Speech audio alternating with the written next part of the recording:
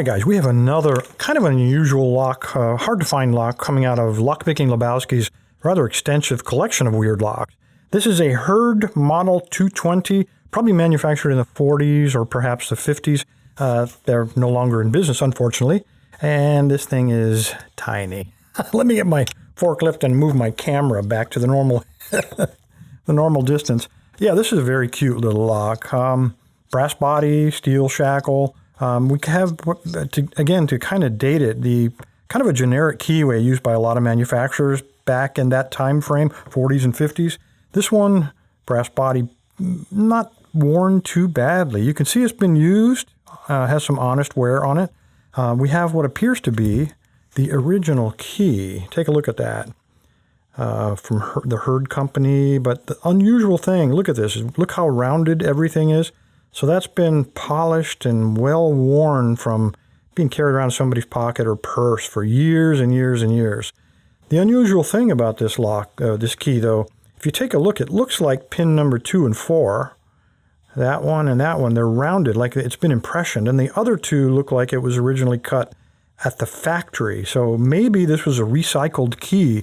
It was a similar key to the one that was in this lock, and then somebody impressioned it or cut those two teeth down. Really hard to tell. It's just, it does work. It is a little resistant though.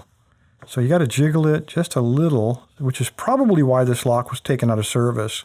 So just tip it up and down, kind of jiggle it around a little. There we go. It does work, rotated 90 degrees. It is not spring loaded, and the core opens. This is probably shimmable. There's a little square cut out there. I'm not going to try that, but let's lock it up. I will try to pick it. So let's pull this dude out of there. Nice open keyway, but we have to use the bottom of the keyway. Now notice on the pins are actually on the left. So let's go ahead and, it looks like they're on the right, but there's internally there's a piece of warding in the way. So let's put a top of the keyway in there.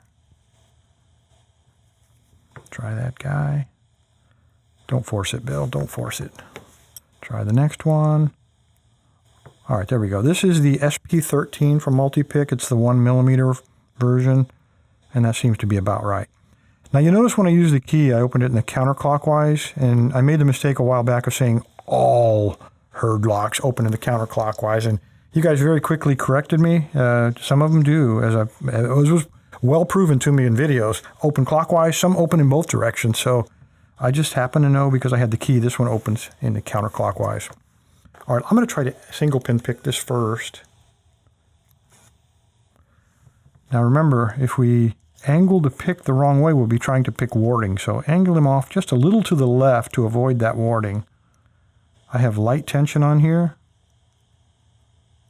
and nothing is binding. All right, I'm going to apply a little heavier tension to try to force something to bind up.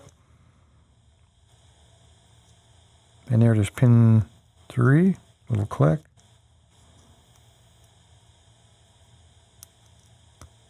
Pin 3 again.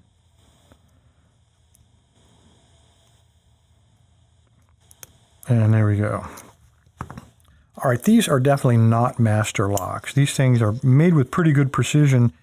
You saw how difficult this one was, even though we know there's probably as much wear inside of this lock as there is on the outside of this key. So try to imagine what it was like to try to pick these when they were brand new. Probably pretty tough. But let's try another technique here. Let's try to rake it. So I'm going to take the same tensioner, if I can get them in there again, and try a different technique. Now, if we take our normal rake, this is a Bogota, I think it's the 3 from the Elite from the Multi-Pick kit.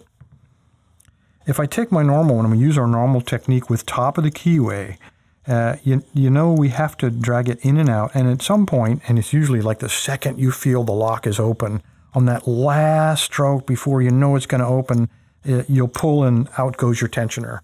Well, let me show you another technique. So again, you guys may have to show me how to get the tensioner in. There we go. All right, what I'm going to do is apply moderate tension to the core or even heavy tension to the core. Take the pick, slide him in there, and then instead of dragging him back and forth like that, I'm going to rock him up and down like this. And hopefully, at some point, you'll feel the core start to turn, and then you can lighten up just a little bit on your tensioner and you'll get an open. Now, there are no security pins. It doesn't work too good with locks that have security pins in them, but it does work with standard pins. Anyway, guys, there you go from the Lockpicking Lebowski's huge collection of weirdness, the Hurd Lock Model 220. Appreciate your time, guys. Stay safe. Stay legal.